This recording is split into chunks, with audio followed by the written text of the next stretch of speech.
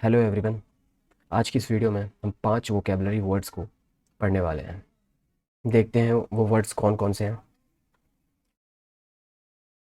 हमारा first word है abase. Abase का मतलब होता है to make someone seem to be less important और टू नॉट डिजर्व रिस्पेक्ट। कोई ऐसा जो कम इम्पोर्टेंस रखता हो और कम रिस्पेक्ट डिजर्व करता हो। ठीक है, तो उसको क्या बोलते हैं? अबेस। अबेस को हिंदी में नीचे दिखाना बोलते हैं। ठीक है, इसको याद कैसे रखना है? देखिए, वर्ड से अबेस से आप बेस निकालिए। बेस का मतलब क्या होता है? बेस का मतलब होता है नीचा।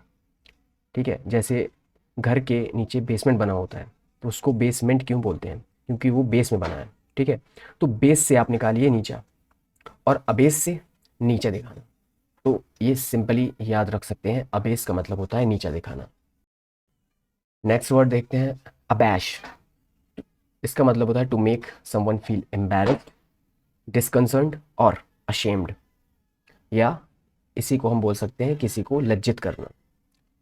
तो इसको याद कैसे रखेंगे?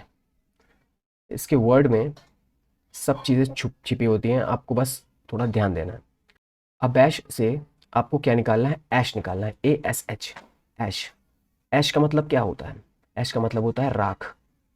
ठीक है, अब जब आप किसी के ऊपर राख को फेंकेंगे, राख का मतलब समझते हैं ना? लकड़ी जलाने के बाद जो बचता है उसी को राख बोलते हैं अपन ना। तो राख जब किसी पे आप फेंकेंगे तो आप क्या कर रहे हैं? उसको लज्जित कर रहे हैं, आप उसको एम्बैरेस्ड कर रहे हैं। ठीक है, आप उसको अशेम्ड कर रहे हैं। तो अबैश से बन गया अपना लज्जित करना। ऐश याद रखना है आपको, ऐश, ASH मतलब राख। राख किसी पे फेंकेंगे तो आप उसको अपमानित कर रहे हैं।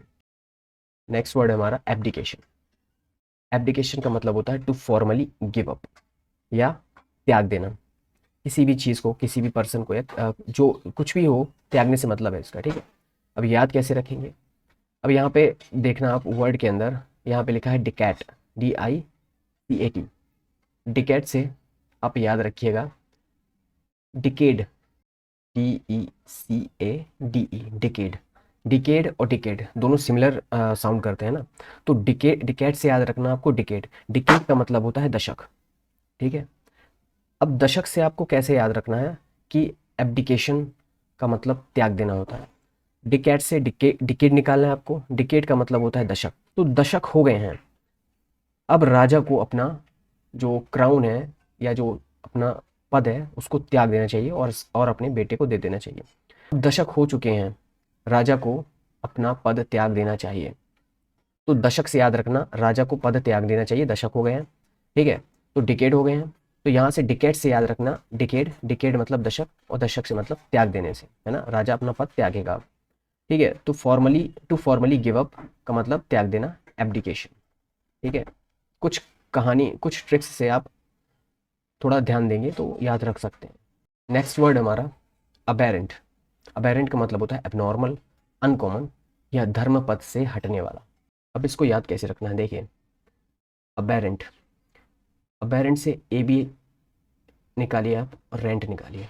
AB का मतलब हम बोल सकते हैं अब, रेंट का मतलब रेंट। ठीक है, रेंट का मतलब आपको पता ही होगा, जो घर रेंट पे अपन लेके रहते हैं, वो वाला रेंट। ठीक है, इसको याद करने का मैं तरीका बता रहा हूँ। तो आप समझिए ऐसे कि आप घर से बाहर रह रहे हैं, ठीक है, या जॉब कर रहे हैं, तो आपको रेंट पर घर लेके रहना पड़ेगा। ज़्यादातर लोग रेंट टाइम पे नहीं देते हैं।